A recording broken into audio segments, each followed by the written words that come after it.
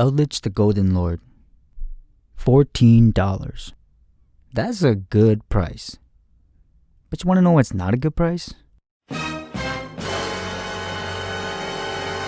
I think people get it wrong a lot of the times. I mean, yeah, Golden Lord is definitely at a budget level price now, but unless you bought your Eldlich core before Golden Lord came out, you're still spending more money than you really needed to. And that's the topic of discussion today: when to buy your cards. So right now, Cursed Eldland is $7.50 and Elixir of the Black Awakening is $19. And just for reference, this is the day after Maximum Gold released. If you look at it here on YugiOhPrices.com, you can see that Eldlands was a record low of $1.66 around the middle of May. And much more realistically, it was $3.45 in the middle of September.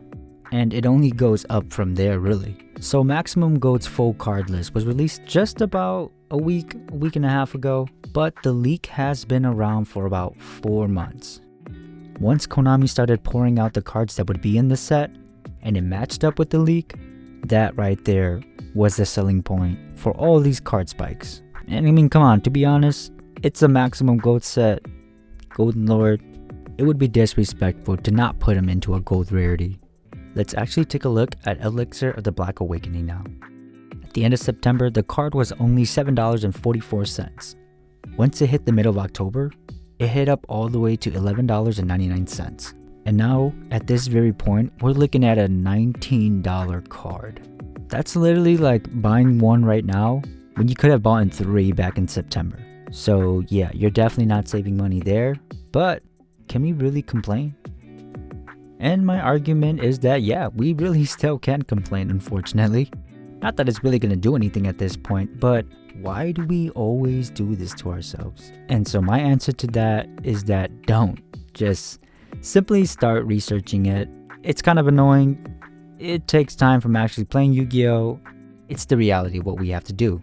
After all, who we're dealing here with is not Konami themselves anymore and a second-hand market. Even then, we know that Konami's going to reprint the rest of the deck later. Golden Lord got a reprint. We're bound to get the rest of it, right? Albeit, it might take a while. So if you were looking forward to playing the Eldlich and you have none of the cards, I would say right now, go buy the ones that are already super cheap. I'm talking about cards that cost a few quarters here.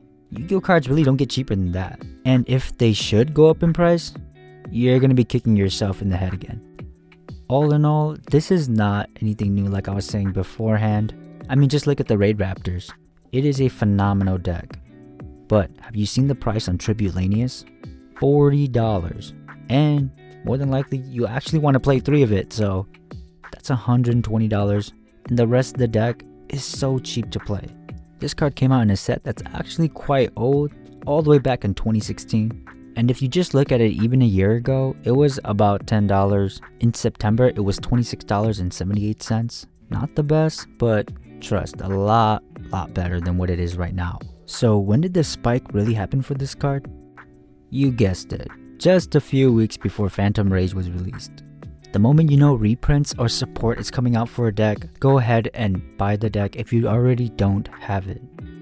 Eldlands, Elixir, and Tribute Lanius have one thing in common. They only have one print. So unless you're willing to purchase it, there are no other alternatives. Additional things to look out for is if a card is also short printed and it's a rarity. The Yu-Gi-Oh card market is kind of a weird place. There is a huge increase in the price for these cards, right? But at the same time, if you give it a few months, it'll probably drop back down. And who knows? Maybe the next reprint set we might get the rest of this Eldlich deck anyways. And you can best bet, it's gonna happen again.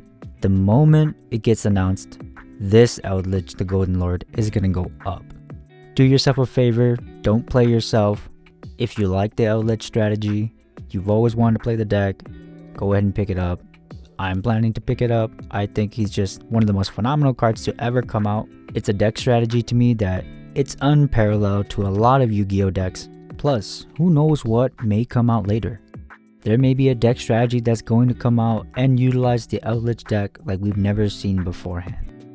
If that becomes a tier deck, these cards are going to go shooting up in prices all over again. That's all I really got for now. I'm working on some other things, but I'm trying to change it all up. It may take a while. Like, comment, subscribe, and I will see you in the next round.